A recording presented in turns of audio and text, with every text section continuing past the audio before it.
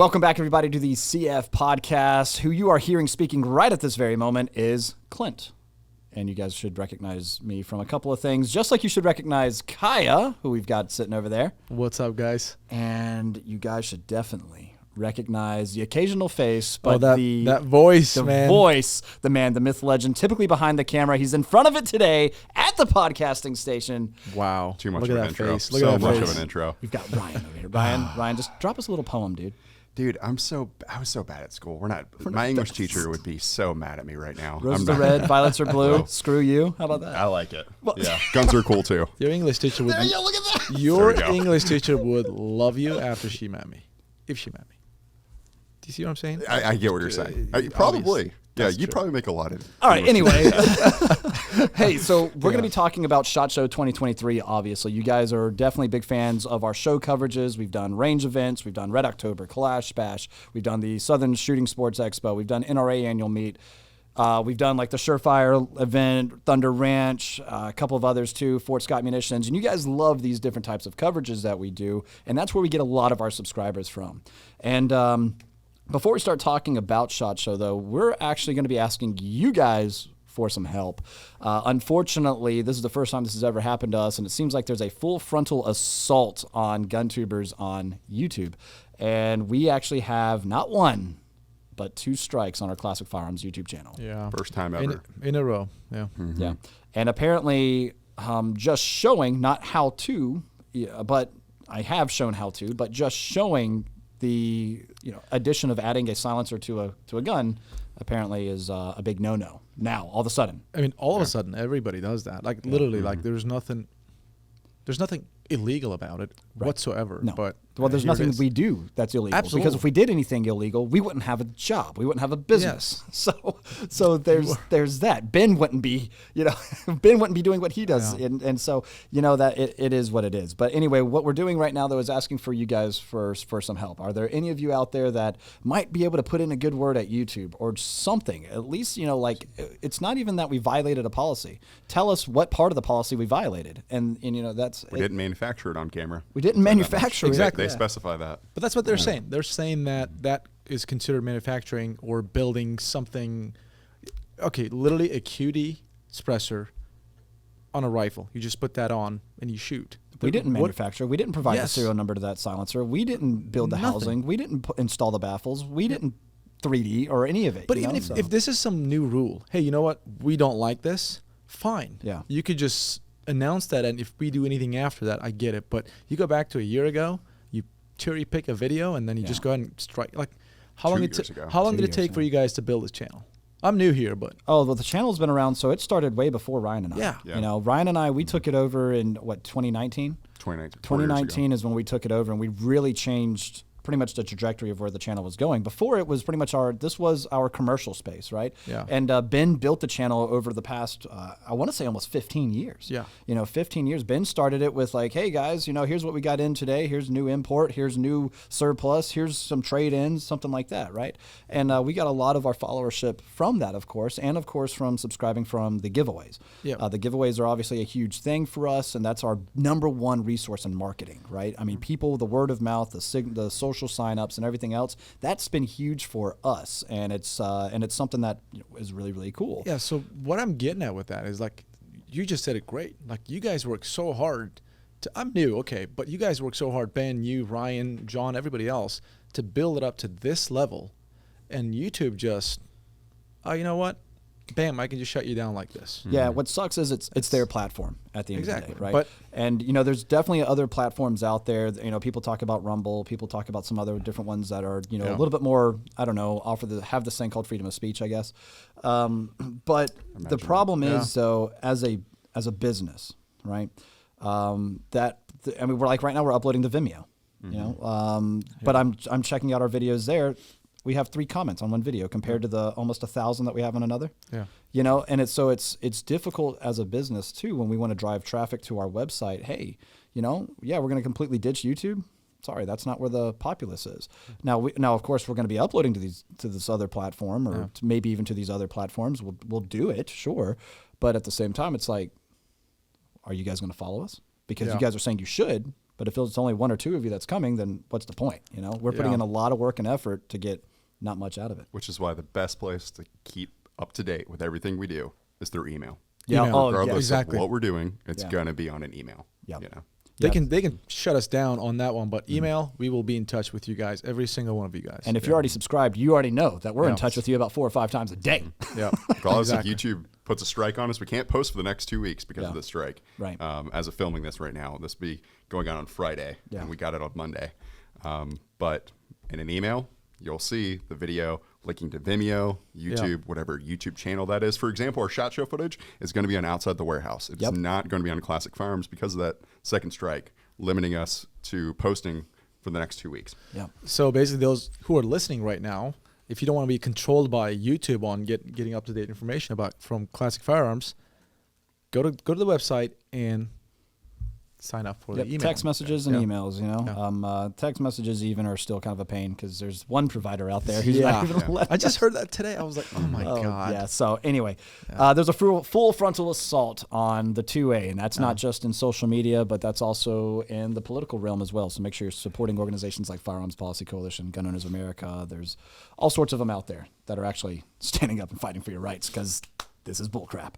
Anyway, let's go ahead and transition now to what I think people want to hear about, and that is SHOT Show 2023. So myself, Kaya, Katie, she's got some other things to do right now. There's going to be 3 teams on the floor this year. The first year we did it was just me and Ryan. Second year we did it was me, Alec, and Katie 50-50.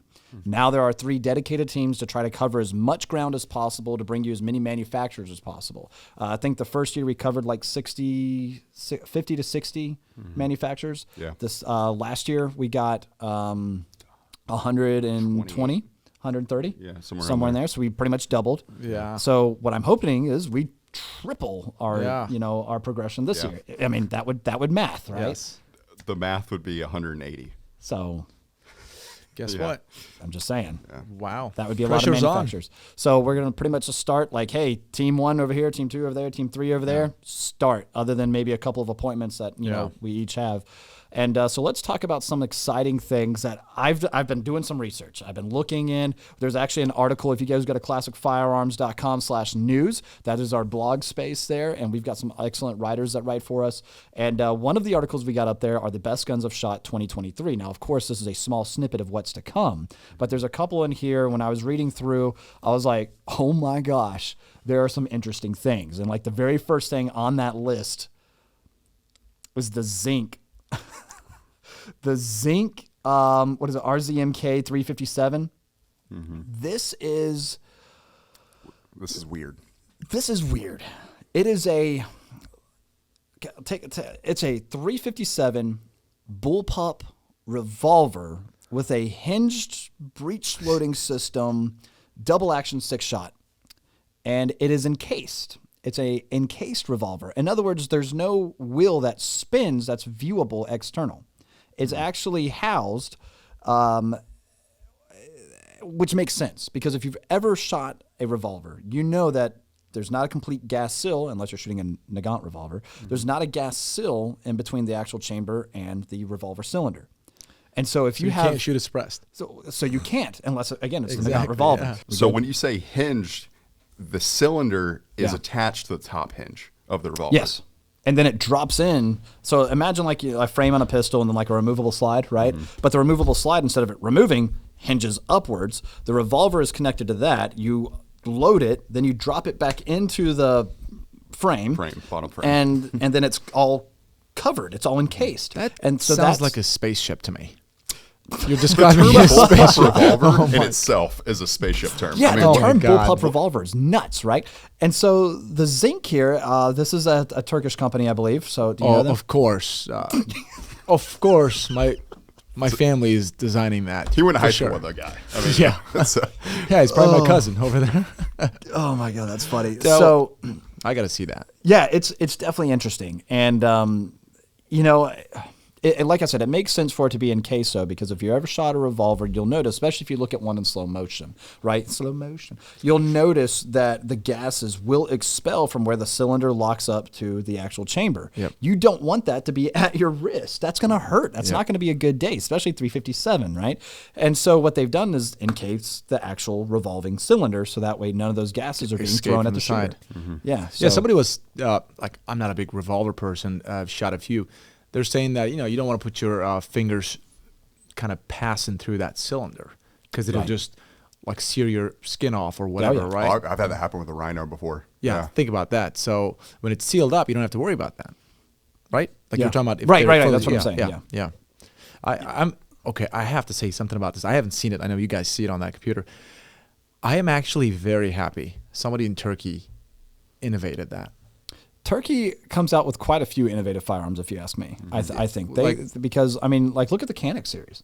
Like, dude, I mean, there's nothing too innovative there except that you're getting a phenomenal pistol with an excellent trigger, awesome looks, great slide cuts, awesome, capacities and things like that for a great price. So And I think the DP, I want to say the DP12 or the BP12. Yeah, one so- of those were Turkish as well. yeah, so you got the And bullpup 12 gauge shotgun. What is up with Turkey and the bullpups? I know, dude.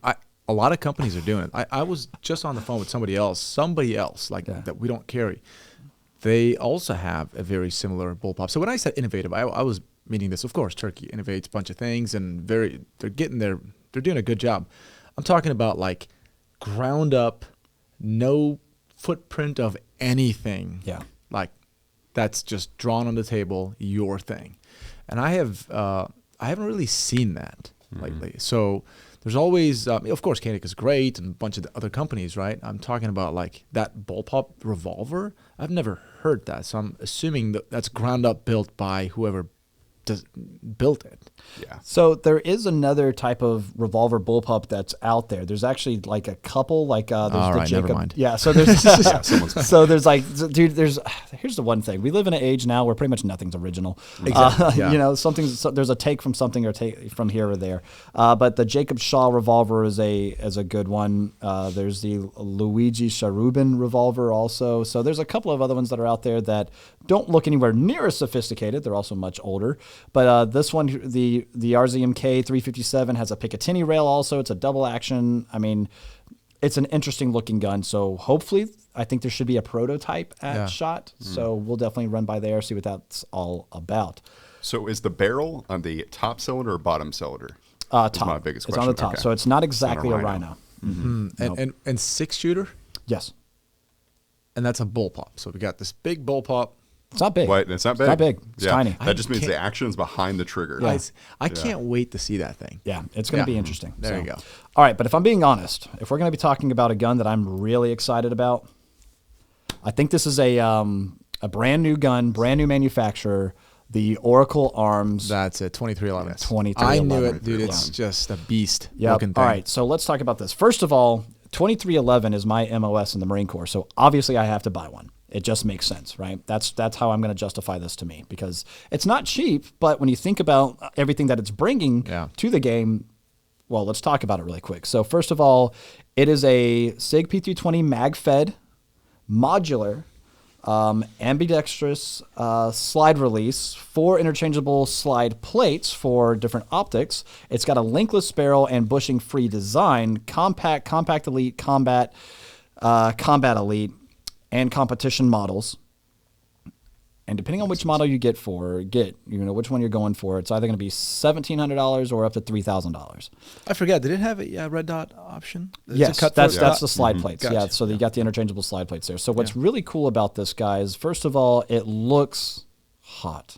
Oh, it looks amazing. Yeah, it looks does. really, Very high really end, good. yeah. Now, of course, the one that I'm probably the most attracted to is going to be that Combat Elite, which is going to be probably the most expensive one. Maybe the competition one's the most expensive one. But anyway, the fact that it takes SIG 320 magazines, that's kind of a big deal to me because first of all, they're readily available, and on top of that, 1911 double stack mags are notorious for, let's just say, not having the most reliable systems, right? And we saw that with the Springfield Prodigy, right? Because that wasn't locking back. Yeah, it wasn't locking back, things like that. Now it fed fine. We didn't have an issue with that, so that's cool. At least the gun's going to go bang when I want it to go bang, except not having that slide release. And if I'm spending again upwards of over $1,000, even if I'm spending a couple $100, I expect if it has a slide lock feature or a last round hold open feature for it to work. I mean, yeah. So it's basic. No, that is it's basic like modern firearms. Exactly. But I would a lot of companies are doing this. It's not just them. I mean, you look at like Dan Wesson and CZ, what they did with the DWX. Yeah. So I was really interested in that. Yeah. Because it's essentially, for anyone who doesn't know, it's a CZ75 frame, but then a 1911 from Dan Wesson slide. I'm so glad that those two. Oh, it just makes so much sense. does. The low bore axis of a CZ75, but then that love of the 1911, just combining those two, having the reliability with the I guess old time look of a 1911, that just feeling you get when you see a 1911. It's a good combo, but it's very reminiscent of this. Yeah. Oh, Eli over there at Cabot is gonna love this part of the conversation. 1776 Duck, which before we start talking about Cabot, because they're on my list here, going back to the Oracle 2311. It's neat, man. So obviously we all know about the 2011, and they've pretty much taken a modern take on that. Is Oracle 2311 the field strip? Is that like 1911? I don't know. I don't know. It didn't look like it when I was looking at the gun. It didn't. It's a bushingless design, right? So it's not going to be like a 1911 right off the bat. And it looks like to me it's got a takedown lever like a 320 does. Okay, so it's not going to be like 1911 from the front plate. You got to kind of because the frame is more reminiscent of a 320. Yes, it is. It's already taken 320 mags and everything, and it looks similar to that, but with their take on things. And also what I'm noticing too is, the ambi slide release. So full ambidextrous gun. I think, almost, right? almost. Yeah. The mag release, I think, is interchangeable, so you can go from one side to the other. Okay, so technically, yes, but it's not. I can't switch hands completely and have complete controls that way. I need to take the mag release out. And so at least from what I'm viewing right here, forward of the slide release on the left-hand side, I am noticing what looks like a takedown lever, just like your SIG 320s. Plenty of other guns that disassemble like that, FNX, things like that. So that's what I'm noticing there. Do have ambi slide. It is hammer fired. Again, you got the interchangeable optics plates to fit pretty much your most popular optics that are out there, which is super cool. So again, it's on my list of something to definitely check out. I'm hitting that one. This is going to be like the alien pistol of 2023 SHOT Show. I think so. Yeah. So far, everyone's been talking about the 2311. Yeah. So, which is funny though, because let's say you're in the market for a 2311, the Turks have it once again. EAA Gerson is coming out with the Witness 2311. I saw that too. Yep. The Witness 2311 looks more like a 1911. Yeah. Definitely more like a 1911. Picatinny rail right up front, just like the Oracle 2311. You still get the accessory rail for your lights, lasers, all that type of tactical, fun stuff. But it's also coming in at, MSRP like around $999. It's Gerson, man. I mean, they're good. Definitely. I look forward to going to that booth and checking them out. But I saw that gun and I was like, okay. Let's see how it is. I just want to check that the weight on that one, the trigger, those two. Because when it comes to trigger, I'm big on that. I'm big on the standards. I was just talking to you about it today. Like some of these, I don't want to mention any manufacturers, but some of those triggers aren't standardized. Yeah, they don't all like same gun but different feeling triggers. I just want to check that out, see how that trigger is. Yeah. That would be interesting. By the way, when we're talking about the Witness 2311, unlike the Oracle, there's going to be 3 different chamberings. The Oracle, it's only taking 320 mags, so I think it's 9mm. If we use deductive reasoning, I think we know what caliber that's going to be. Yes, 9mm. However, the Witness, 45. We've got 45. Yep. We've got 9mm. What's the other one? Oh, are they at 10 mil? 10 mil. 10 mil. I remember that. Yes, 10 more. mil. Yeah, 1 millimeter more. Yes. Dude, all right, so I'm excited for that because, first of all, your capacities, and they've also teamed up with Checkmate to make their own magazines. So, which I think they know about the 1911 double stack issues. So it sounds like to me that Gerson's like, okay, guess what we're going to do? make our own. And so, and Checkmate is definitely a reputable brand for M14, stuff like that. They make great mags. I've never had any issues with those. Let us know down in the comment if you have, though, and if you think this is absolute crap. I don't think I will see any of those, but that would be interesting. Now, here's what we've got. They're teaming up with Checkmate. They're going to have a 17-round 9mm magazine, 11-round 45 magazine, and a 15-round 10mm. So 15 plus 1. Oh God. Yeah. The Bears better run and hide. Dude, I'm actually pretty freaking stoked for this. Yeah. That's pretty cool. Now, one other misconception I think I saw out there in the forums is that it's a polymer framed pistol. I don't think it's a polymer framed pistol. I think it's just a polymer grip. The Gerson 2311. Yeah, I believe that's full metal. I think frame and slide. Yeah, I think it's full metal frame and slide. Like they're just talking about their space age polymer grip. There was a gun. While you guys are talking, I'm going to look for this. There's one that I really want to tell you guys about. Literally says space age. In that meantime, I feel like the biggest question people are going to say, like, you have a 320 frame, you can have all these different frames now with a 1911. Where's Glock at? Oh, well, don't worry. I have them coming up soon. No, I mean like Glock with a Glock frame. Yeah. But with like a 1911 slide. You're innovating all these other ones.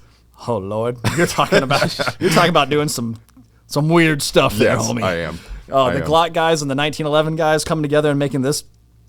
There's a explicit word I'm wanting to use, but it is a Oracle's done it with the SIG frame. I'm just saying, move into other areas, right? You know what? While we're talking about it, let's just talk about it. I literally have, and Ryan, you can see my notes. Yeah. The Glock 47. We're gonna skip. ... Okay. So. Let's break it down. What is it? Okay, let's break it down. It's yet the same gun that's been produced, made by other companies, made by you and me, right? Like we've literally okay, cool, this seems like a cool combo. And Glock just says, okay, cool, we'll do it too. The innovation never stops. So it's a Glock 17 slide with a 19 recoil assembly. Right. So it can use different slides and be interchangeable that way. So you can use a 19 frame with the 47 slide. Yeah. Wow. So modular. much modular. All awesome. So much modularity. Yeah. I don't know. We'll see it. Glock might have a booth at Industry Day at the range. We might be able to shoot it. Are you pulling it up? I found one. I mean, after you're done with that, there's one gun that I'll show it to you. All right, RI. Oh, Rock Island, the Rock Island 10 mil. Rock Island 5.0. This like new thing. Yeah. I want to talk about that, or I want to see that thing. Actually. Yeah, Rock Island makes some pretty cool stuff. Yeah. But the Glock 47. I mean, honestly, I don't know. I'm not exactly James over at the Firearms blog, who seems pretty excited about it. Love you, James. But at the same time, I'm like, I don't see it. And I'm personally a fan of Glock. I am. They make great, reliable guns that just run. They work, right? I think the Glock 45 is probably one of the best pistols ever made. The only problem is it's literally the combination of two guns they already made. I just want to say, I saw this meme online. I died laughing. It was so funny. There was this older gentleman wearing a specific flannel shirt, and he was red one. He was holding the same shirt in a packaging, and it said Glock owners when the new Glock comes out. Yeah, it was so funny because they all look and feel and everything almost the same every generation. Yeah. I mean, we'll see. We'll see if Glock.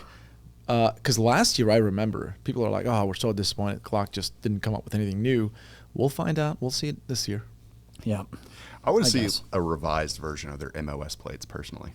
They suck. Oh my God! I said it. Do you remember? I said it. We had a hard time. Yeah. Yeah. They put it this way: you did the right thing by getting a Glock 45 and then having it sent to Jägerworks, having it milled out, instead of getting the Glock 45 MOS and having to deal with that crap. Yeah. I mean, and you save money. You save money, and you can co-witness your sites, and it just do that. Just do that. Honestly, it's the MOS stuff. It works. That's fine, but you've also got more room for error. Because now you've got optic plate mount instead of just a direct failure. mount to. Yeah, you got another point of failure instead of just a direct mount to the actual slide. Whatever. To each their own. And I get it. Instead of coming out with a slide of every single red dot compatibility there is. Yeah, I mean, sure. the world of red dot footprints is insane. Yes. It is absolutely insane. I'm not sure if What's we've the all most tried to common? look RMR? at it. RMR. Yeah. RMR's the for king. sure. Yeah. But within that, I mean, gosh, it just goes down this rabbit hole. Yeah. And then there's certain variants of each one, like an RMR, like Asterix, like Holocene Isn't that does crazy? that. Yeah. Some of theirs, yeah. Yeah. Yeah. So they're all over the place, but whatever, it is what it is, but that's okay because there's other gun manufacturers out there who are doing all sorts of nifty things, and FN just this week announced the 510 and the 545. 10 mil is coming. I mean, this is going to be the year of 10 mil, I think. I'll say it again. It's good the Bears are hibernating. So they've got Scary. the FN10 tactical, 510 tactical, the FN 545 and 545 tactical. None of that 9mm soft recoil. We need hand cannons. Yeah. Oh, here we go again. Another law enforcement trying to say 9 mil is not good enough, and then we're just going to keep going back and forth over the next 50 years. Didn't we just do a video on that? So the FN 509, I think, is a pretty awesome pistol. My biggest gripe with that gun is its trigger. I feel like if you're going to be spending that kind of money on that gun, on any type of gun, I would expect a little bit better trigger. Me and Ryan, we were shooting a video, and I was firing that thing. It looks, the gun looks looks amazing. You look at it's a little top heavy, let's just say that, but it's a really nice looking gun. And I just started firing that thing, and I was pressing the trigger. I'm just thinking, okay, it's going to go off, and it wasn't. And I pressed some more. Okay, it should go off now. No, I honestly thought there was something wrong with the gun. There's a 509 LS Edge on that one. Yeah, and Exactly, even the yes. LS Edge, Yeah. which is supposed to be like their competition high-end gun. It's like, okay, start applying pressure. You ready? You guys are going to see this? Grit, grit, grit, grit, grit, grit, grit. Okay, there it goes. I think what happened with that gun is they built it right before 5 p.m. They just moved over to trigger, but the ring the bell just rang, and everybody just went home. Yeah. They just put it together. Like, it was just like almost looked like the last minute job for the trigger. Everything else was great. The trigger, just someone put it together on a hurry. Like, honestly, you know what? The gun slide can be just a regular block of metal. I can have that sent out somewhere and get milled for a decent price, Yeah. right? Put your efforts into the trigger. Put your efforts into the ergonomics and the trigger. Those are going to be the things that the shooter is going to be paying attention to. I personally, I'll send my stuff to Jaegerworks and get milled out. Look at Canik. Like, I was just telling Ryan today, I think Canik, like, when I knew nothing about Canik, and when I first time heard about him, people were talking about the trigger. Yeah. So they got more famous, let's just say, with their trigger. So They did. yeah. Yeah. Now on the good end of the 509, first of all, the gun works. It is a very reliable firearm, and I really do like the fit, finish, and feel. I just lacking in the trigger. What I also really like about it, and you're going to appreciate it too, is the fact that they actually built this for suppression. There's a lot of pistols. That's correct. That's a really good point. There's I a lot of love that about pistols. FN. Yeah, there's a lot of pistols out there that you can add a threaded barrel to it. Means but nothing. It means nothing. Now you got to change out recoil springs. You got to make sure that Reliability is done. Yeah. Yeah, your reliability kind of good. We shot that video out, a little while ago. And granted, we could have spent a little bit more time on that video. I think we were a little rushed because one good point that was made in the comment section that I kind of forgot to hit on was that the Gemtech silencer that I was running actually had a piston in it, and the Huxworks, did not. It was just a flow through technology and everything, which is super cool. There's no booster in it. There's no booster. Right. Yeah. And so that is why that the Gemtech 45 silencer was actually more reliable in that sense. Yeah. And so, that was a really good point to be made, and that was something that, I failed on that front of mentioning. But anyway, you guys listening here now know. So thanks. I want to give it to Pew Science real quick for a lot of the research that's done with suppressors. He's kind of shined a light on the fact that a lot of the gun industry doesn't have a standard for pistol suppression. Yeah. Oh, yeah. It's right? just Which kind of we out there. are seeing that now, right? Mm-hmm. It's kind of like everyone does their own thing. And with that, how do you know what suppressor goes with what pistol and will function better, Yeah. And we see that with rifles. I mean, you can definitely see more of a standard there than with pistols. All right. So for the FN 510, 10 millimeter, optics ready. It's just like the 509, except in 10 mil. Precision trigger, as they say. Okay. Night sights, threaded barrel that we're seeing. The magazines, 22 +1 capacity. What? For 10 mil? For 10 mil. 22 plus 1. Yeah, you know what? Screw it. I'll make the trigger better. I want that gun. How much does that Wow. magazine hang off the frame? How That much does much. it? Yeah. It's, Okay, I want to know that this. much. I would say about 2/3 of the grip is the magazine. Yes, How it much is. does that thing weigh loaded? You're gonna have to be a Loaded? bodybuilder. Oh, I don't know. I don't know loaded. I'm looking on FN's website, trying to pull it up and everything. So one thing that's surprising for anyone who's they can't see what it looks like right now is it looks like a 509. It Yeah. doesn't look like an FNX 45, No. which is what I would have expected it to look like. Clint loves the FNX 45, talks about it all the time. Yep. Sure but I do. I think 509 looks super attractive, like very nice looking gun. Yeah. Yeah, and Well, I'm if you've ever surprised. shot the FNX 45, you will know that the trigger in that gun, oh my God. The FNP 45, which was the older model. I've had both, right? And I've got the FNX now. The trigger is like butter. I mean, it's actually kind of scary because I'll go from shooting the 509, and this has happened. I've actually gone from shooting the 509, pulled out my FNX, like, dude, the FNX, you know, obviously the FNX has the metal trigger housing, and metal shoe and all that stuff, and the 509's all plastic. But not that that's bad, it's just not done well. But the FNX, I'll go to that, and then all of a sudden I'm pulling the trigger twice because I'm over here like, I'm like, oh, okay, all right, let's reset here. You're not shooting the 509 anymore. Let's do a couple of let's dry fire this and get used to that trigger now, right? Yes, I admit that, while I'm at the range and we shoot a lot of different guns, sure. Is that a negligent discharge? Probably, because I didn't want that second shot to go off, but guess what? It did. But at the same time, safe environment. We call that hard reset. Hard reset. Hard reset, yeah. Literally, that's what we called it. Yeah. If you're just kind of like go at it and then bang, like it goes bang bang. Yeah. That's a hard reset. Yeah. But in that environment, that's okay. In that exact moment. Yeah. So FNX 45, is that a single action hammer fired? Is that what It's double action. Is it? It is double action. Single double action. Yes. Though, right? So when you fire it, so you're firing that second shot single action. Yeah. Right. Okay. So 509 is Double striker. action.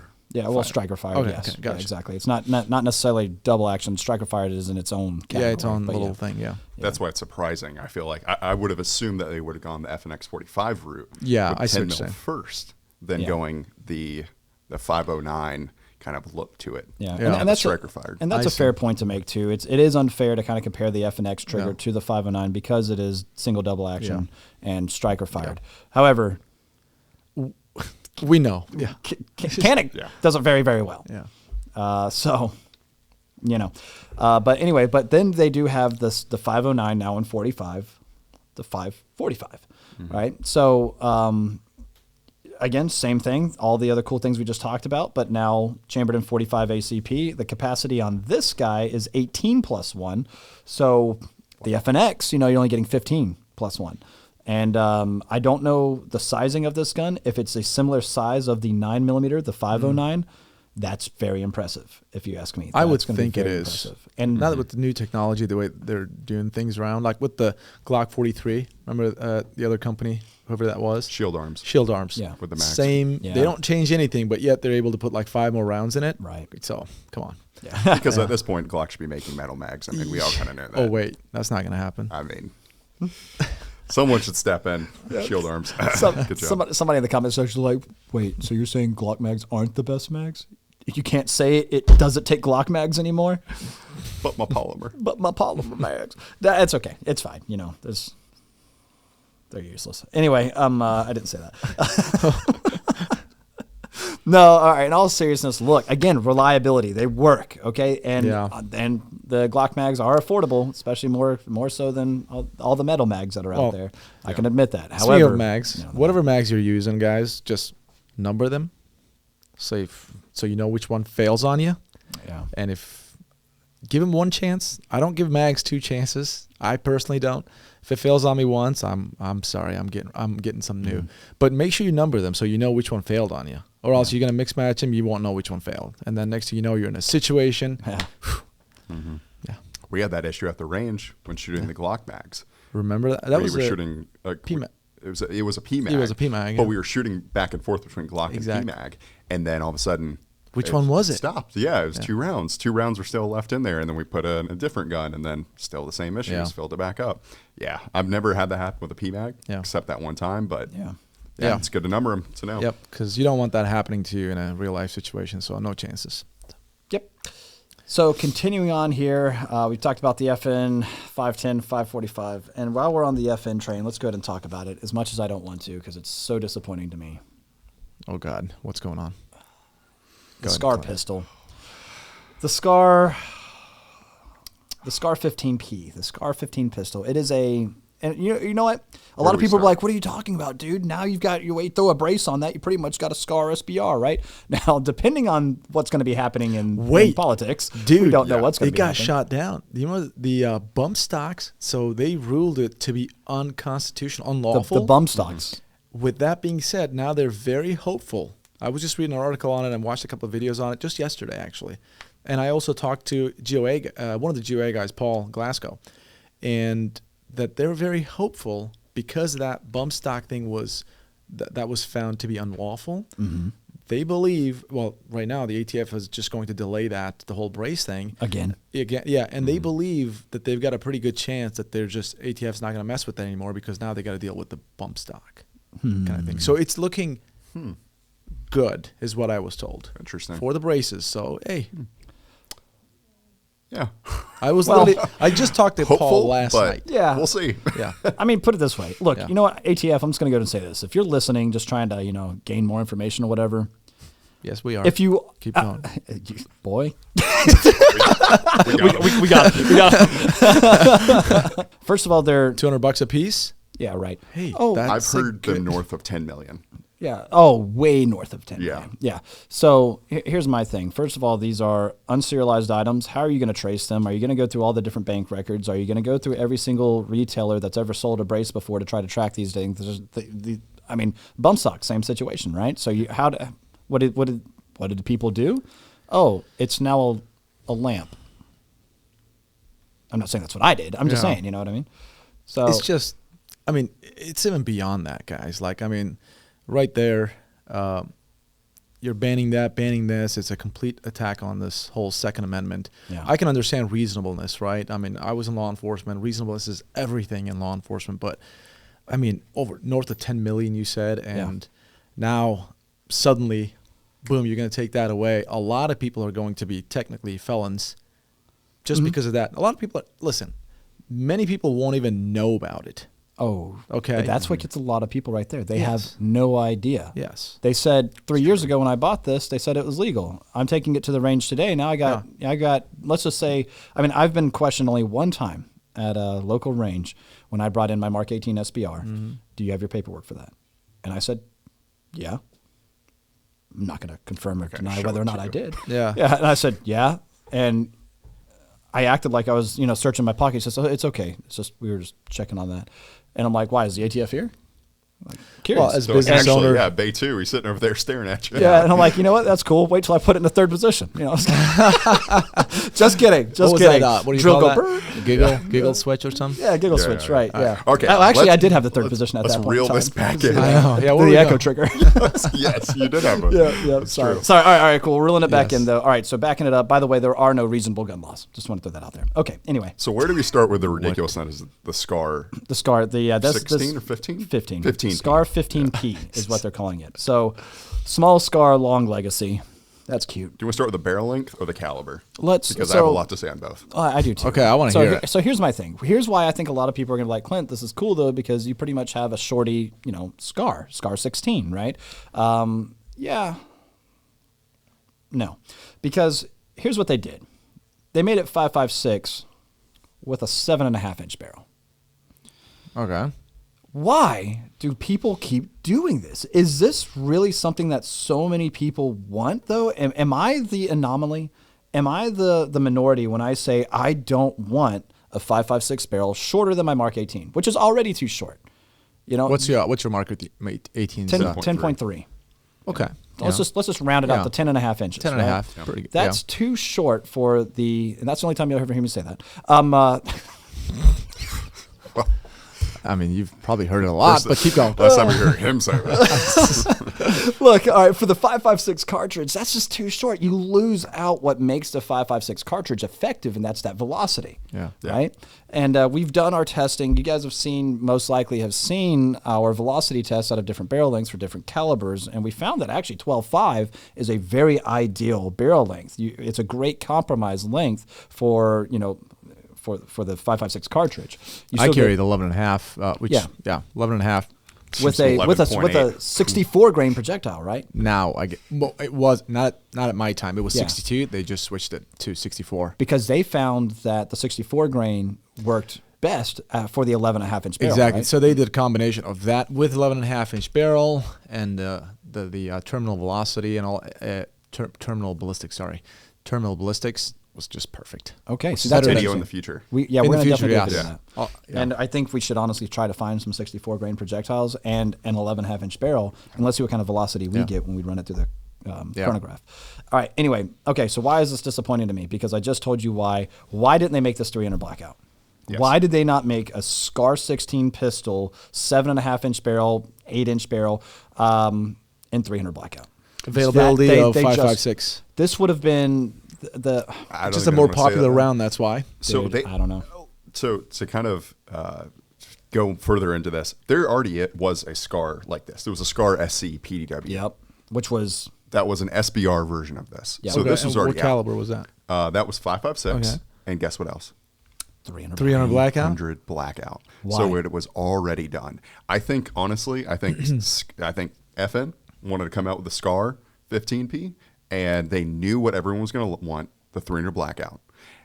But they have 5.56s that were going to sell too. So they came out with that first so people would buy it, and then they come out with 300 blackout next. For that barrel, 300 blackout makes perfect sense, of course. Yeah. But I don't know this. I'm just like, hey, 5.56 is just more readily available. I just thought of it. I just found out why they didn't do it in 300 blackout. Why? Because suppressing it voids the warranty. That's a good one too. Because suppressing it voids the warranty. And what do you do with 300 blackout? If you're not suppressing 300 blackout, you're wrong. Yeah. I don't think they want guys to suppress their guns. And it's a great suppressor. It has an adjustable gas block. Yeah. Ask us how we know. Gas system. Ask us how we know. The SCAR 16 suppressed is amazing. It's what got us our first strike. It's so good. We got a strike. Especially with the Huxworks 5.56, K or whatever. Hey, those who listen, if they don't know, why do they void the warranty for that? For suppressing.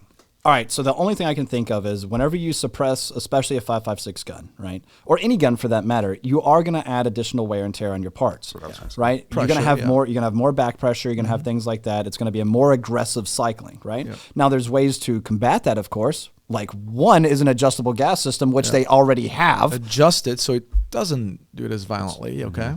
Literally, like suppressed and unsuppressed. So some silencers too have more back pressure. Yes, which that could have something to do with it as well.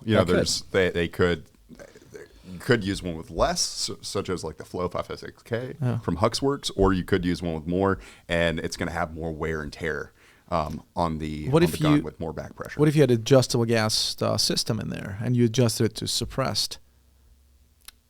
These are questions that I think it'd be good for FN to answer. Wow, that's SHOT Show. You know what? We should ask them this. Yeah. We show them this. Yeah. Don't worry. I will be at FN and say, hey, great, that's awesome. I'm glad you guys produced more guns with triggers and a shorter 5.56 gun. When are you going to do something we want?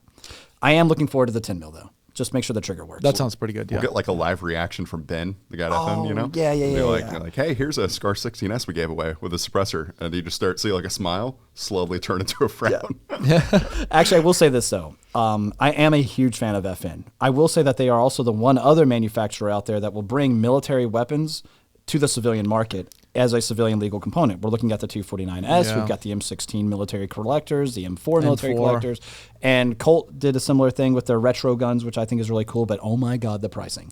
But with that being said, FN does a lot of cool things for the civilian market. Whether this was something they studied and they thought, yes, this is what the civilian market wants, cool, let's bring it to them, or hey, you know what we already have a lot of in production are 5.56 chambered guns, so this is just going to be easier to do. Yeah, give credit where credit's due. They did a good job. Exactly. With that. No, and on top of that, they are actually wonderful hosts at the different shows and everything. SHOT Show, they welcome us in. Hey, we're scheduling you guys in. You know, like when we talked about the new high power stuff like that, dude. They were awesome. So I will say that I give them crap, but that's because I love them. Anyway, thank you for the non-reciprocating charging handle. Took you long enough. 2009, really? All right. Anyway. And RCH. Oh my God. All right. What's next on my list here? So we've talked about a couple of things. Let's go ahead and transition over to, we talked about Canik a little bit. So people already know about the Rival S, the steel framed Rival, which I have one now and we've done our review. I love it. It's a great gun. Oh my God. They did it. I mean, it's and soft it shooting looks gun. gorgeous. The chrome finished one, amazing. The dark side, of course, that they're making too with the black finish. Both of them are beautiful, but that chrome finished one, it's a 3-pound gun. It's heavy, but whenever you shoot the 9mm round through it, it is a flat shooter, especially with that trigger. They did a great job with it. I like how it's not completely chrome finished. Oh, yeah. They did it where it's just right. They polished job. certain angles or certain features. So it looks good. And, of course, they came out with the SFT Miami Signature Series. Oh, God. The Miami Days, Miami Nights. That people loved. I don't know why.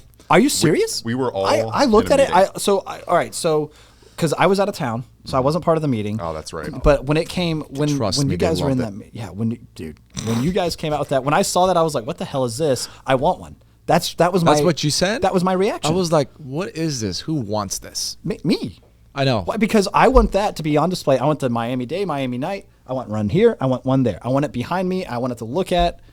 I want it for art. That's it. Would I shoot it? With Absolutely. an M16 from Scarface, up there too. Yeah, might as well include it. I'll take it. Yeah, Dude. they sold very with an illegal grenade launcher. They sold very well. We Yep. It blew us away. Yeah. Wow. Now the other cool thing that Adam from Canik, last time we had him here, he kind of wink, smiley face at us, was the AP5M briefcase.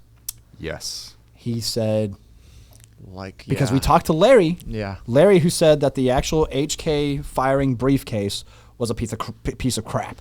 Right? Yeah, I mean, you put this amazing machinery in there, in this like $30 briefcase, as he said. Yeah, he said they literally went to a department store, bought a briefcase, outfitted it to shoot a submachine gun. I'm like, that is. It's just, dude. It's the Germans over-engineer everything. They couldn't have made a. I love HK. I really do. I mean, that's all I can say. Okay. The briefcase thing is cool. Now that we're talking about HK. I know what you're going to talk about now. All right. We want to talk about 300 blackout shorties.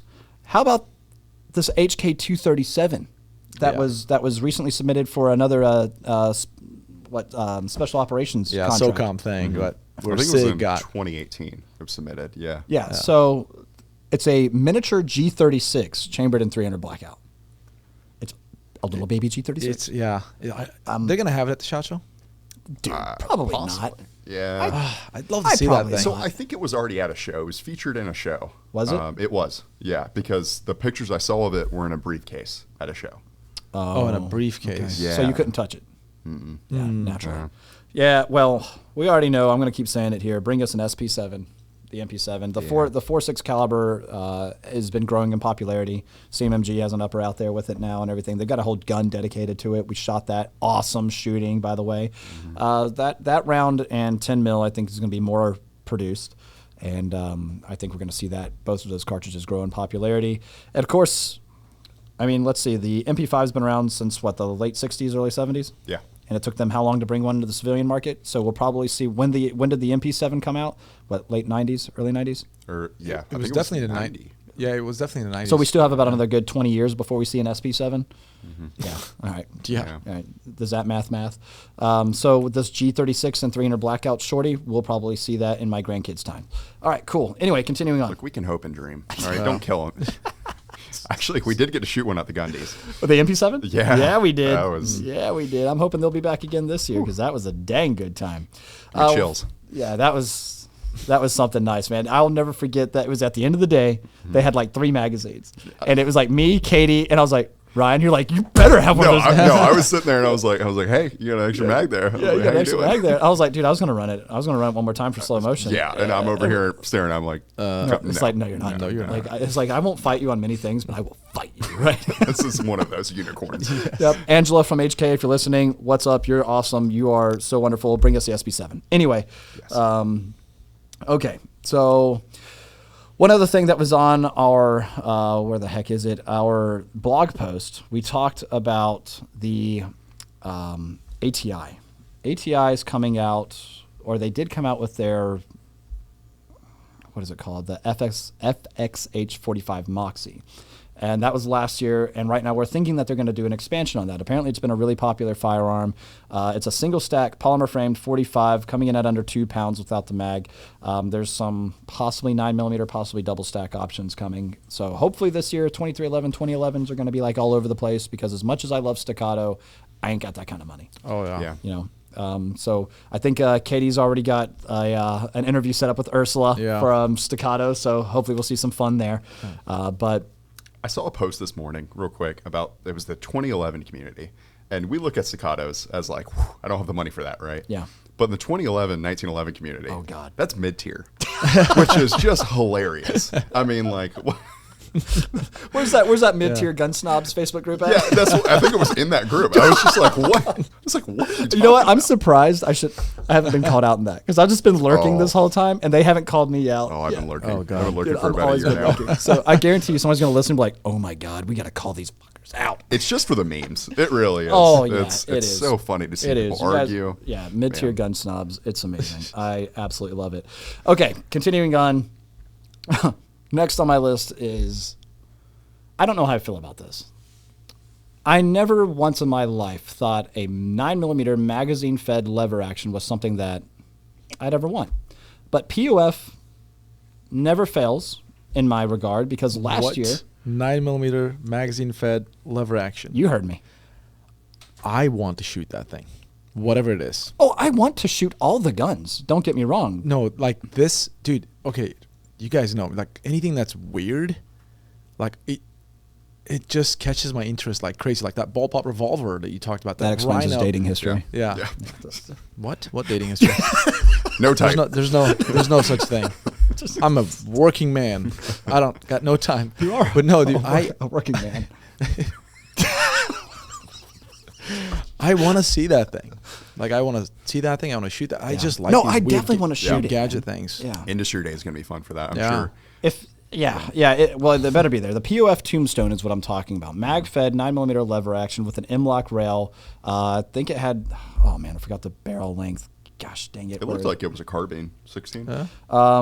Yeah, it's actually, where the heck is it? So it's got, first of all, a Magpul 870 stock on it, which is really interesting. An oversized throw lever, I like that.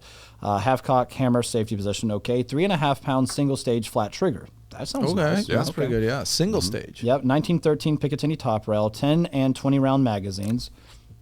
Doesn't take Glock mags? No. What? Takes It POF I don't want proprietary it then. mags. I want it nothing to do makes with it. sense. If it took Glock mags, I don't think it would work, because the Glock mag would be angled in such a manner that you won't be able to lever the gun. Look, don't ever take Glock for granted. All right, they'll figure out a way. All right, let me tell you, they've been on those polymer mags for a while. They'll figure out. You know what I something. think would actually be better? Because then you could at least put a drum mag in it, or one of like the Season Yeah. Scorpion mags. That's probably why they didn't. Like, think about it, dude. At least then you could have, if you want to go ridiculous with it, make it shoot with a drum mag. It would be fun.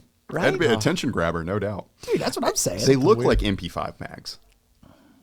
Just a flat, Yeah, like a stick, cold stick they're style. a little curved. Yeah. Oh, okay. A little curved to Slightly. them. Yeah. All right, anyway, continuing on. I actually don't know the barrel length. Where the heck Probably is See, it? 16 that's inch. it's okay. It's a stock. It's got a stock on it. Yeah, so it's got to be at least 16. 16 Yeah, inches. 16 inch, You know, it wouldn't make any sense for a 9mm to be any longer than that. So just do what's legally necessary to make it a rifle. I get that. So I guess they're just assuming that it's going to be a 16-inch barrel. I'm sure a 16.5-inch free floating barrel. There it is. All right, cool. So I want to see an SBR braced version of this. all right, hold on. The words you just said. An SBR or braced. Oh, version. I heard a braced. SBR braced version. That's what I'm I thought or too. braced. Okay, or braced. I didn't hear the braced. or there, and I'm like, Yeah. Ryan. Yeah. No, those are two different things. Insert the Adam Sandler meme. Or what was it with Billy Madison? Everything you just said. Yeah. No. SBR or brace. Got it. That would be amazing because, Yeah. I mean, full powder burn Yeah. through a 16-inch. Yeah. Yeah. Yeah. It's too much. Right. But So let's see here. We got a 10.5-inch M-LOK rail, XS Ghost Ring sights, 12 o'clock Picatinny rail, free float fluted barrel, 2-port brake, which is on a lever gun for 9mm, a 2-port brake. Wow. You Yeah. need it. It's a 9mm, man. Yeah. Better than 10mm, 40, 45, all of them. And now, if this was 10mm, that would be something.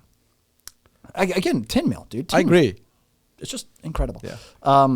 Okay. I can't half by wait for 20. someone to show up to a competition with just massive balls showing up, and they just come up with this thing, and they just run it, and the guy with the MPX beside of him is just staring at him like with hatred, and as he beats his time. That's what I want to see. And then the guy running the full auto MP5 is just peasants. Yeah, you know? and then the USPSCA people get mad. Screw them. All right. So anyway, that's that. The POF Tombstone, and something else that nobody asked for. Savage coming out with the 1911. Just a 1911. Just a 1911. Good old 45 caliber. One that's MSRP around $1,700, from what I understand. Okay. I think that's what that was. So 9mm, 10-round capacity, 45, 8-round capacity, optional Picatinny rail. Okay.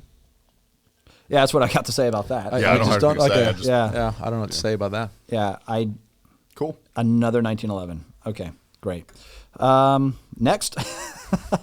Something I am excited. I've actually been in contact with Aero Precision and the Lahar 30 cal silencer. They talked about it quite a bit last year, but this year I do believe they're going to have for a few of us to shoot. I can't remember. Did they have one for us to shoot at Industry Day last year? I wasn't there. Oh, I that's got right. snowed You in. got snowed in. Yeah, and I was there because I plugged the mic into the wrong hole. I'm sorry. Anyway, yeah, Yeah. don't just whatever. Don't bring it up. Go back and watch Industry Day from 2022. Don't mention There's it around no Katie. audio. There's audio. There's audio. It's just camera audio. It's It's just not you hear the mic guy audio. beside of Clint, the guy across the street. You hear the guy shooting the Barrett. That's what on happens the when you do the opposite wrong end. hole thing, man. So you got to make sure the jack is always in the right hole, man. You have to. Clint, I'm glad you know someone better said than it. that. Come on. Next time, you learn. Yeah. You're still young. So Well, anyway, I'll be here this time. I'll make sure.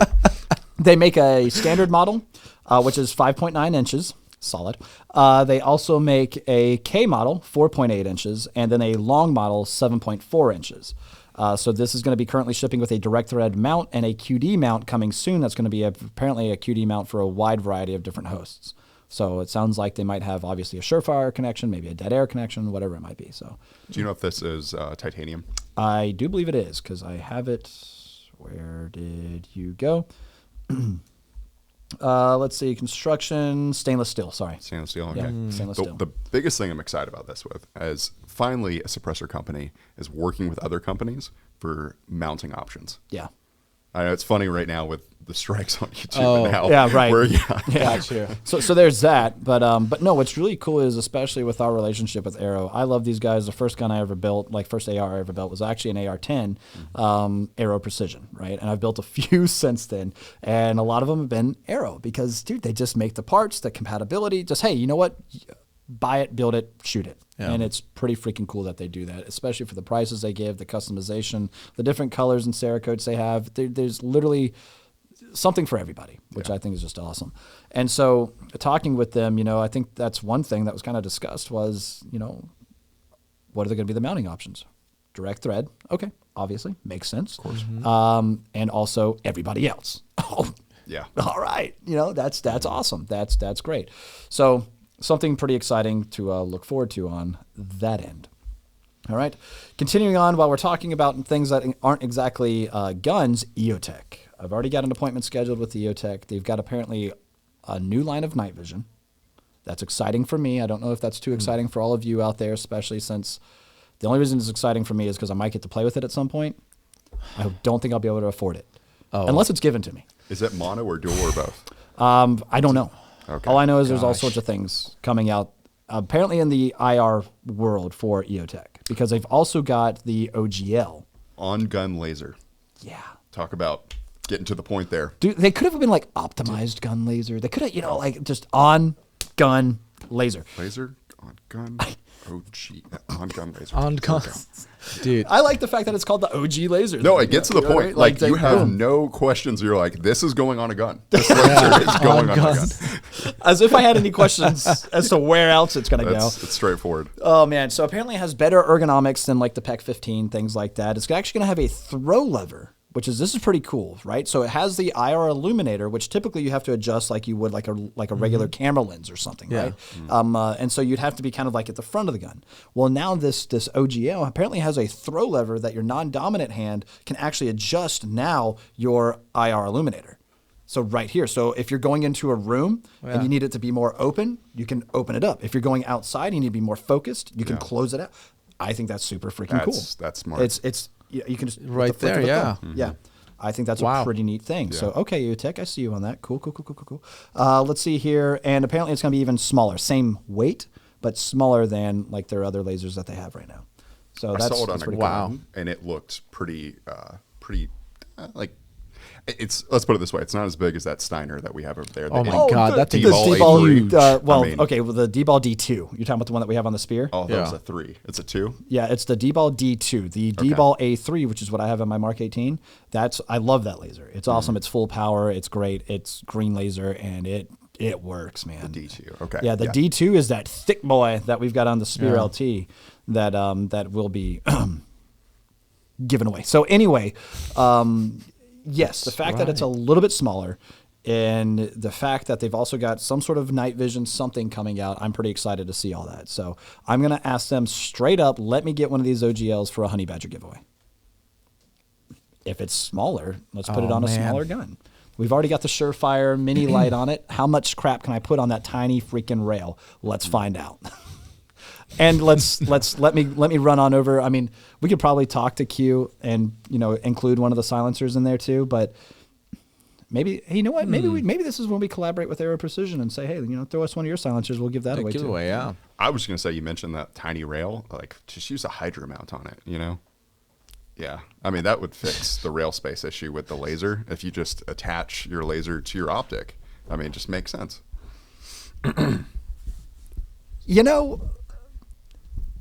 That we should just look at it. We actually need to do a video on this. Yeah. We really need to do a video, especially when that one. I mean, first of all, if you guys saw the video I'm about to talk about right now, the cop that rolled up, and this was the first confirmed down. Let's call it that. Okay. Of a guy with the Hydra mount, right? This is the mount that literally connects your optic and your laser, right? And it raises your height over bore quite a bit, but it makes it super comfortable. And this dude casually pulls up to an active killer. Okay, he's engaging another cop. He puts down his coffee, hops out of the car nonchalantly, undoes his bag, pulls out his rifle, leans up against his car, pop, one to the chest at 180 yards. Yeah, something like that. Somewhere around there. Yeah. Yep, one to the chest. All right, subject down. Okay, threat neutralized. Yeah. Easy day. And Back I'm like, sipping well, coffee. And then back to sipping your coffee. And you know what? It works. Yeah, It works. Yeah. It works at least for one shot.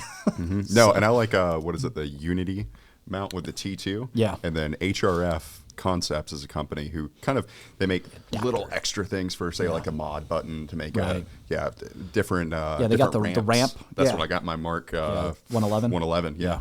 And then they also came up with a skiff, and so it basically turns your already high. It was like a 2.1 height red dot. Oh mount. yeah, it brings that down. And then what it does, no, it didn't. Instead of bringing it down, it adds. So because of that, it's like a tower. Yeah. And there's an open spot within it. So HRF said, okay, well, what if we put kind of a Picatinny mount from that big tower? Okay. Right. And so what it does is you can actually put your laser underneath your red dot. It's cool. I see. That's cool. actually really cool. We got it. We'll put a picture up. It's hard to explain because it's a separate piece. I'm not sure how well it holds zero because it's a separate piece. Yeah. With the Hydra mount, it is one piece of aluminum. Yeah, right. So I say we get them zero. both. We torture test them and see which one we break first. Yeah. I mean, let's do it. Sounds pretty good to me. Is there an AR we don't like that we can just trash really quick? Not the ADM. Sounds like the ADM. All right, cool. All right, so continuing on, we had covered Matrix Arms last year with the MX-19.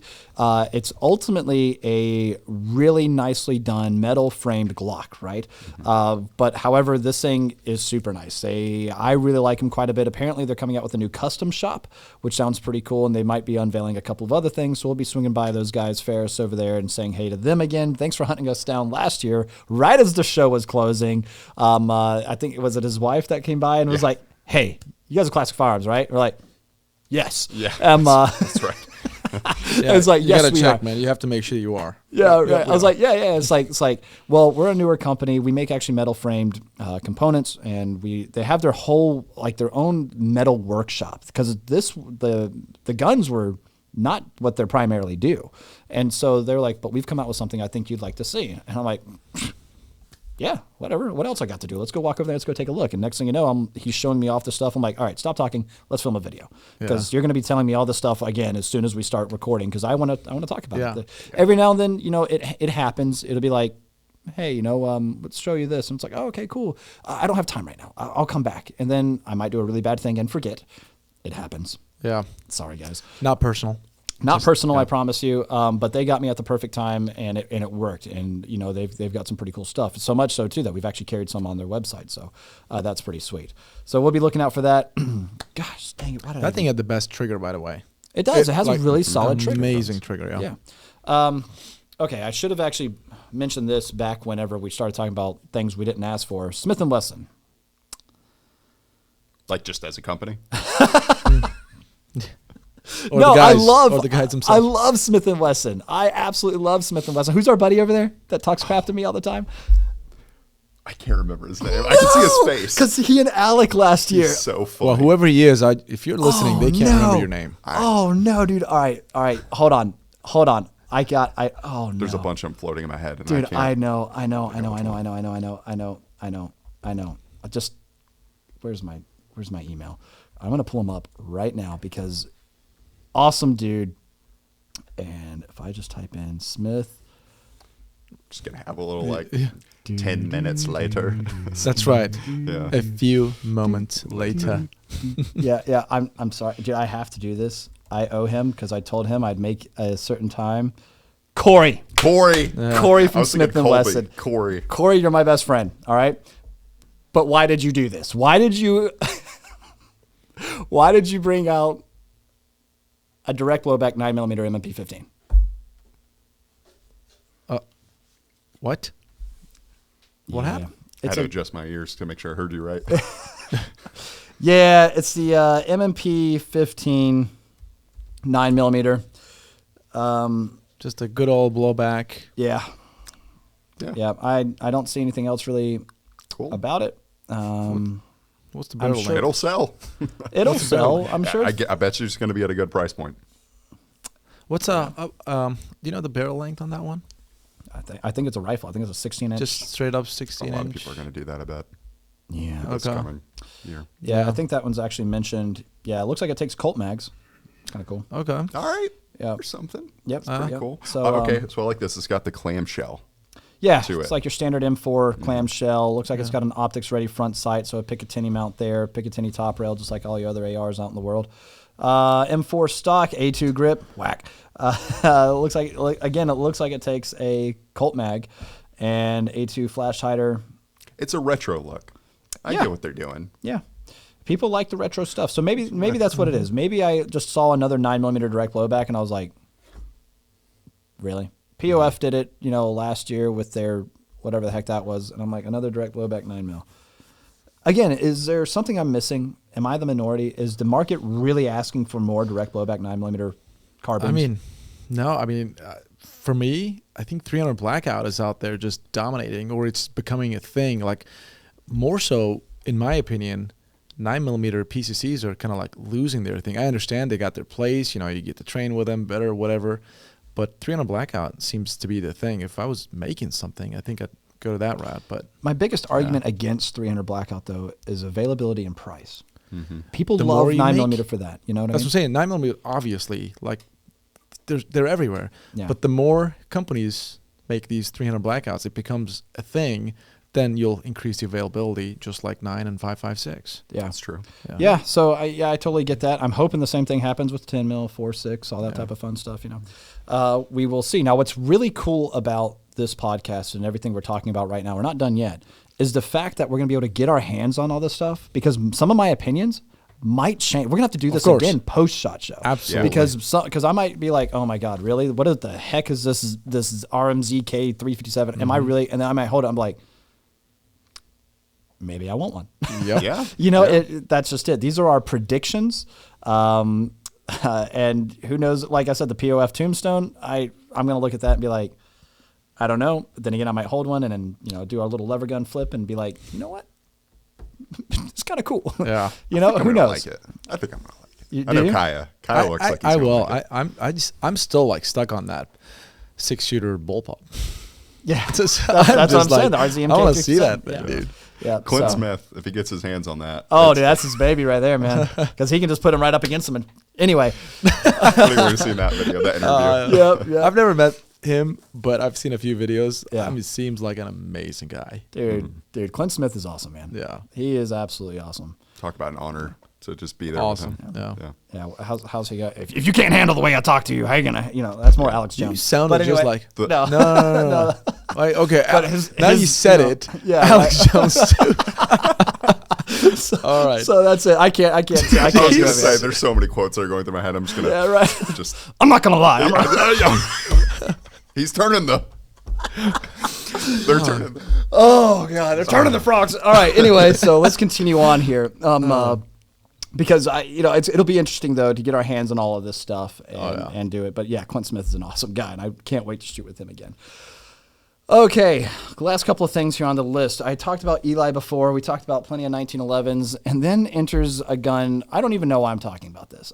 Eli, I love you, but the Cabot Serenity is a beautiful looking 1911, and I can't wait to shoot this video with you. Okay. There's an asterisk. Lots of dots. $8,000. Next. What? Wow.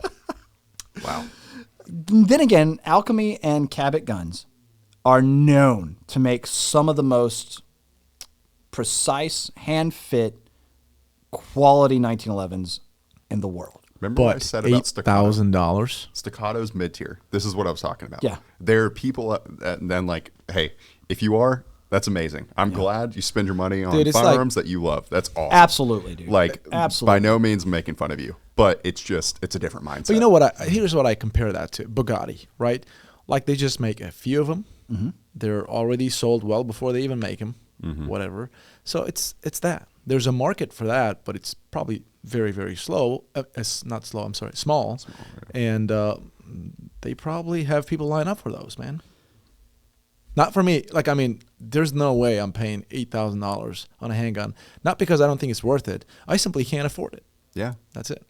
These are the same people who came out with a Meteorite 1911. Yes. So two. Doesn't surprise me. There are two Meteorite 1911 that sold for what, 1.2 million, something like that. So if you think about it that way, this is pretty affordable.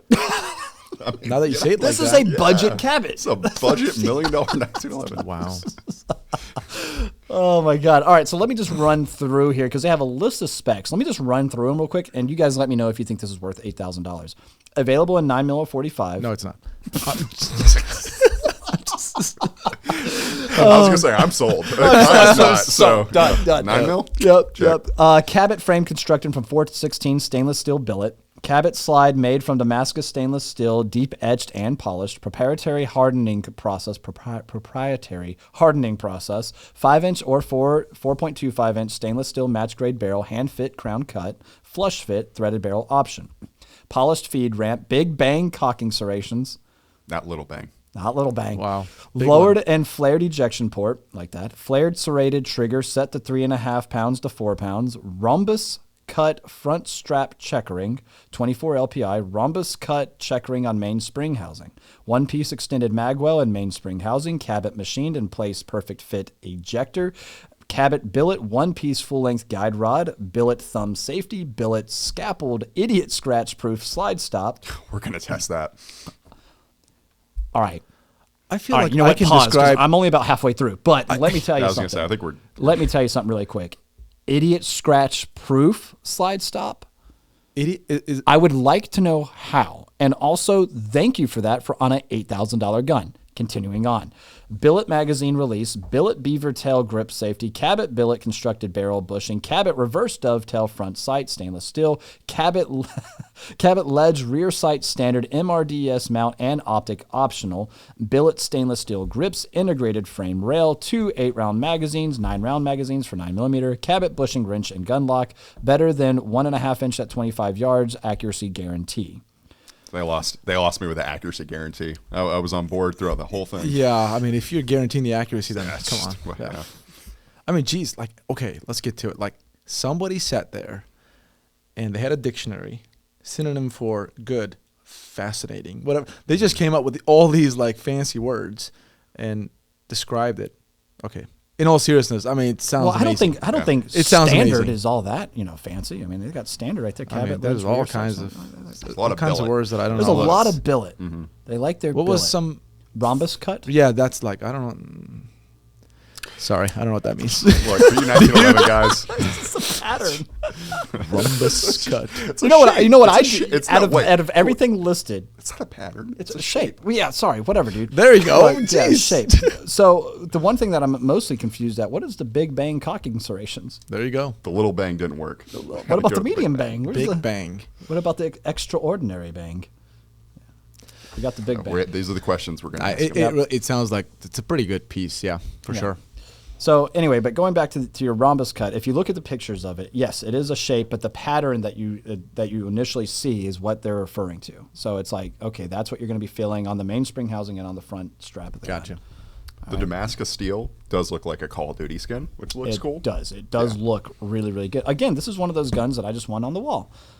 I just don't think I'll be one of those guys to afford $8,000 art, which honestly That's isn't cheap. expensive for art. So, Yeah, actually. so if you look at it that way, sure, I still wouldn't be able to afford it. But anyway, continuing on, we do not want to stay connected. Continuing on here, that was pretty much it as far as a lot of the things to come for 2023 SHOT Show. Going back to the Witness 2311, by the way, if we were comparing it to the Oracle 2311, just one thing I wanted to talk about, because the Cabot having a apparently an optics cut, which is kind of cool, if that's what that said. It looks like it is. The Gerson does not. So, What? I guess I'll just save the other $7,000. Jeez. Yes. or spend $700 for the Oracle. $700 more, I mean. So Yeah. Oracle. I mean, dude, it does look. We've got to check that out. No, That's yeah, we're amazing. definitely. We're going to be checking out all this stuff. I mean, I talked about it. I need to go see it, put my hands on it, and see what's up. You know, Corey at Smith & Wesson. What else you got? Apparently, your M&P series work in freezing conditions, which is amazing. So that's pretty cool. Thanks, Grand Thumb, for that test. That hinge trigger. That hinge trigger, man. That hinge trigger, man. That'll do it. That'll do it, dude. So this has been pretty interesting. Now, outside of all the product that we're going to see, now, obviously, this was a lot of gun-focused stuff because we're going to see a lot of accessories, a lot of other things that are out there. I mean, heck, that's where we met our buddies Premier Body Armor. You know, that was NRA show one year. NRA was and you NRA. me. Yep. Cadex, I'm excited to run into those guys again. They make phenomenal bolt-action guns, just awesome stuff. Applied Weapon or Advanced Weapon Systems. AWS Gear, big fan of those guys. That's the battle belt that I run and everything. I'm hoping that they'll be there this year so I can run over there and give them a high five for making quality products. Of course, there's going to be all sorts of other different things coming out. HSGI always has a big booth there, I think. Those are the guys that we use for our mag holsters, all that type of fun stuff. So there's going to be all sorts of fun things for us to run and see. And, of course, the big thing is, though, you guys got to let us know who you want to see. And, of course, are there some things on this list that you're not all that excited about? Some things that you definitely want us to check out? Are there things not on this list that should be?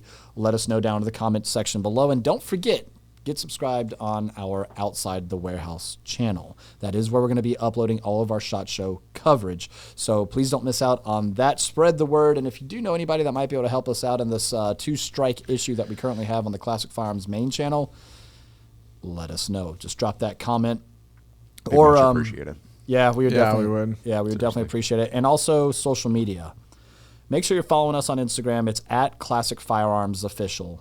All right. There is one. I saw that classic firearm Yeah, they're a official. big one. That is Not us. not us, and just ignore anything from classic firearm Yeah. official. We Go are. to his account. Go to my account. Yeah. In my account, I don't have as many scammers. It's magdump_Morgan. Yeah. Go to my account, and in my bio, you'll see the legitimate Classic Firearms official Instagram account. Click on that one, follow that one. So that's going to be the best way of going about that there. And Kyle, just go ahead and say your Instagram account again. Mine is Turkish. It's Amerikalı aynasız. Means American cop. Yeah. In Turkish, Yeah. right? Amerikalı means American. And aynasız is just a jargon cop. And a lot of people... Did you say Ines? Aynasız. Not... I did not No, say I'm that. just asking. No, aynasız. Ines's. Aynasız means... I'm asking. Don't make fun of me. I'm just- No, you gave me that look. You're like... Yeah, I know that look, Ryan. So it's Turkish. So I don't blame.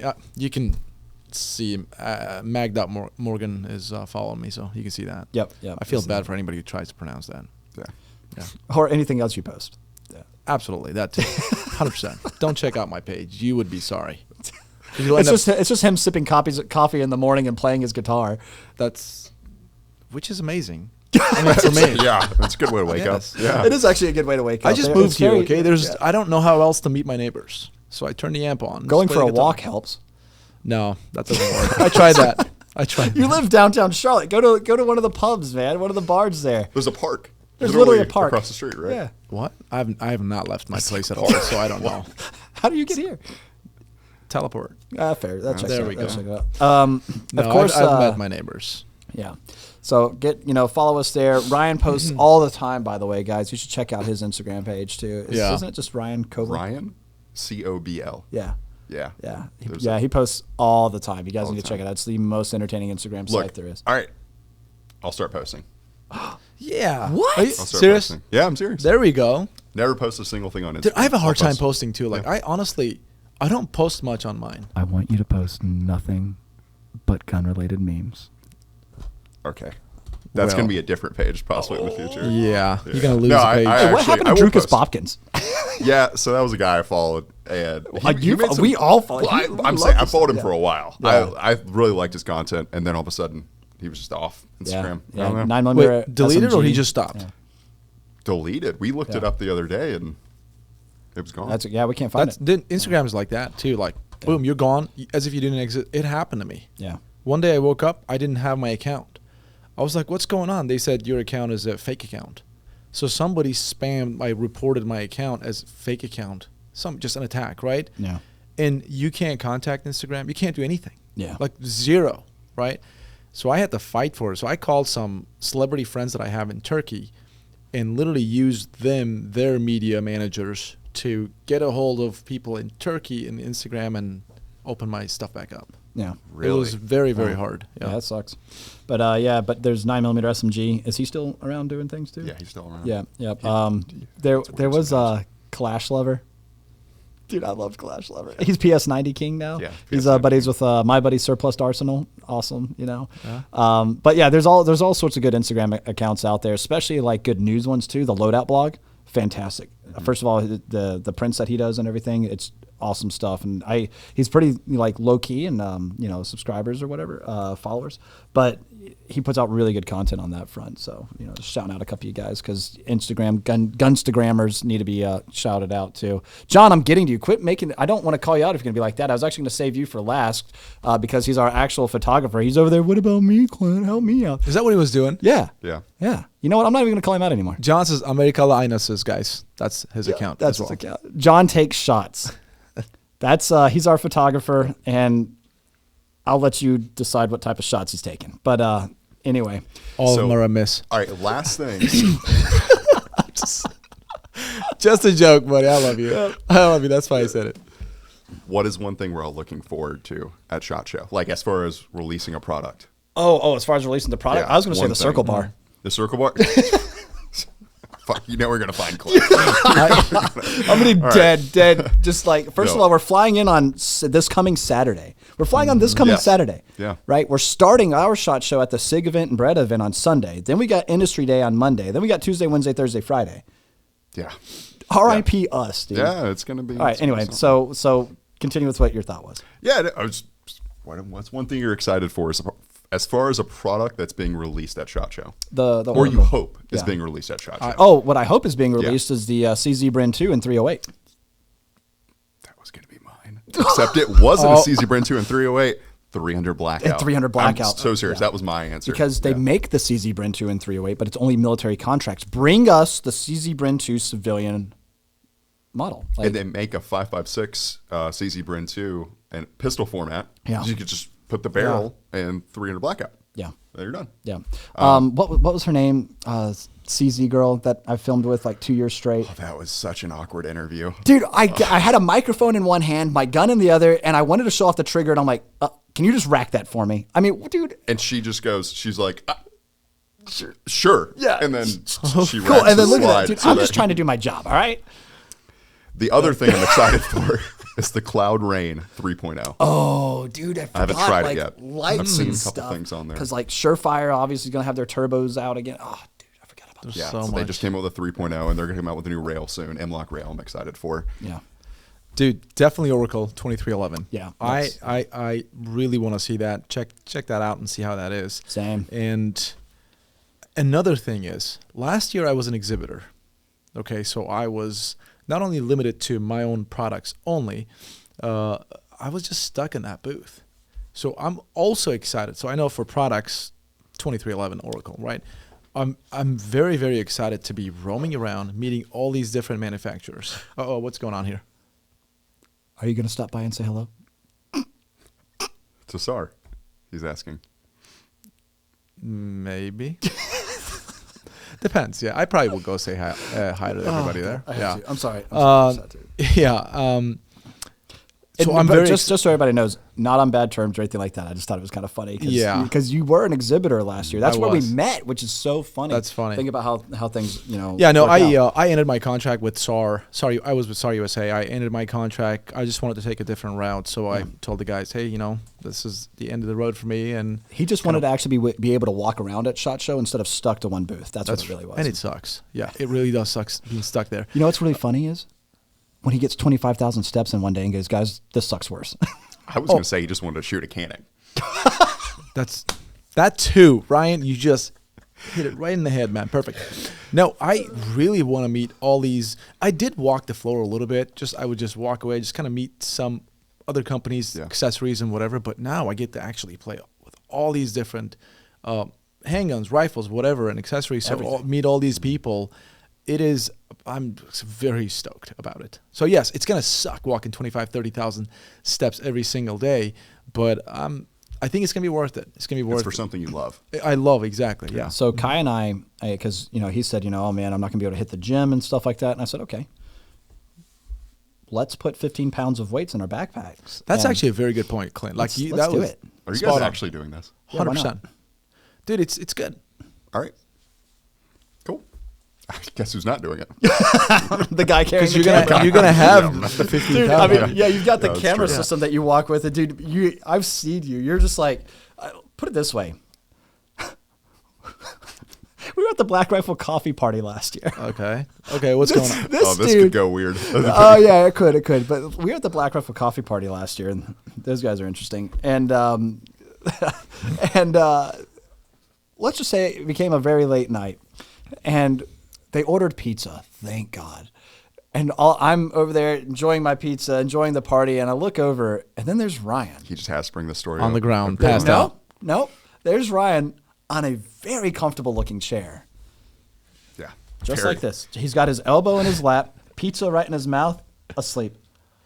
Bed at the That's- hotel. Tell me you have a That photo couch. of that. Tell That me you couch. have a Yes. photo of That that. was- Yes, we do. Somewhere. I amazing. think Katie has it. I've got Look, to see that. one thing I've learned, if I could give like a dad advice for SHOT Show, Yeah. it would seriously be get You do sound sleep like a dad, where so you go ahead. can. Oh, yes. What did you say? It would be get. You're just thinking about me as a dad over there. John, what do you call Ryan? Camera daddy. All right. All right. Anyway, It would be to get sleep when you can because it is exhausting. It sounds like, I mean, it's like a party, right? It's like, it's a good time, guns, everything else. And it is. It's a great time. What time do I go to bed, guys? 7:30. I go to bed 7:30, 8 o'clock. Like I just lay in bed, right? By 9, I'm out. Generally 8:30. Generally. Kaya's gonna die. So Kaya, you're R.I.P. dude. This is your last podcast. here's a good thing though. I am very well trained on staying awake. Sorry, awake. Both. Okay.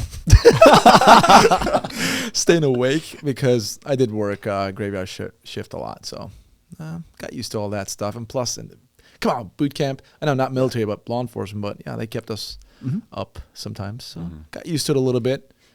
But it's still gonna suck. Yeah. It's going to be a fun time. It is going to be a fun time, and Can't wait. That's all there We're is to it, excited really. to bring you guys the news. Yeah, bring you guys all the coverage. But I mean, really the biggest thing that I look forward to at all the events is this, it's the few times a year that we literally get to see all of our industry friends.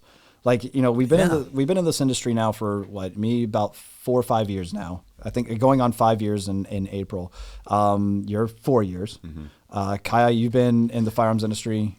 Well, firearms industry now it's going to be a year and a half. Year, but just it wouldn't even be considered. I mean, law enforcement for 11 years ago, I got in law enforcement, and I got some firearms news and talked to some people, but definitely not an industry person. Yeah. So, what's really cool is, as you start to travel more, go to these different shows, you really actually start building relationships, especially when you start doing business with them too. Paul Bergman over at Tech10 Tactical. Really, he actually texted me this morning. I got to get back to him. He's wanting to go out and get cigars and stuff. Absolutely going to do cigars. That.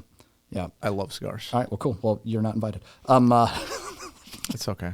It's Clint, guys. It's just a mean guy. Don't just worry. kidding, Kaya. Gosh. No, my heart's broken right now. Can you mute his mic? Thank you. Yeah. All right. So we've also got Neil McLean Core Slings, just another really great guy that we're buddies with. Gunners of America. Those guys we're just friends with. So we're really looking forward to that. And so going to these shows, you actually start to build these relationships, these friends, and everything. And we're excited to see them. I am, at least, and the Oracle 2311. Definitely. I think that's the big takeaway from this. Yeah. Did we hear if any? I got to bring it up. Daniel Defense. Are they doing anything? Because I still haven't gotten an R3. So anyway, do you know? I don't know anything about Daniel Defense. I know that Arsenal Arms or whatever that. Oh, those guys are. Yeah. Those guys are back. So they were here. We did a video on the Strike 1 a while ago. Years ago they were a thing, and then they disappeared. But got the word they're gonna be at the SHOT Show for the first time, kind of revealing a bunch of new guns. Yeah. So we'll find out. But they're Arsenal. I don't know. Arsenal Arms. Is Archon? What was the company? Archon. I believe that's it. There's the Archon Strike 1, and they shared a booth with Salient. Yeah. They, as far as Daniel Defense goes, last thing for me is I want them to release the rail alone. They have. No, you can get the the R3 you rail. You can technically get the R3. I mean, just the rail. Yeah, the R3 rail. Yes, but it's hard to find right now. It's you want it to be hard to find. Okay. Yeah, just more widely produced. Yes. Got it. Okay. Gotcha. Yeah. That makes sense. What I want from them is what they made, the 11.5 R3. The 11.5, they have a rail specifically for the 11.5 inch.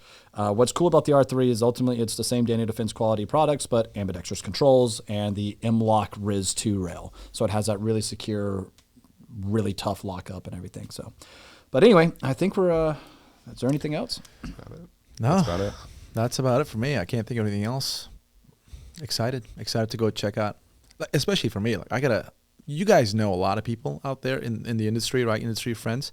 For me, I'm just going to be meeting all these new people, which I'm very, very excited about. Anyway, we'll leave it off there, guys. Again, we're really eager to hear from you down in the comment section all about what you look forward to seeing. If you think, again, what this list is good, bad, and different, what you should be on the list, shouldn't be on the list, again, this is a real brief overview of everything that we're going to see, and I plan on hitting all of these items that we talked about, at least in some one shape or fashion, even if it's off camera, because you may have recorded with the Oracle 2311. I'm at least going to go over there and check it out, right? Yeah. And so we'll do we'll regroup after SHOT Show, have another podcast. It might take a little bit of time after we recover from being sick and absolutely fatigued, hopefully to a point where we can be repaired. But anyway, we will leave it off there. So, guys, we'll see you down in the comment section. Like I said, God bless, and we'll see you next time at the CF Podcast. See ya.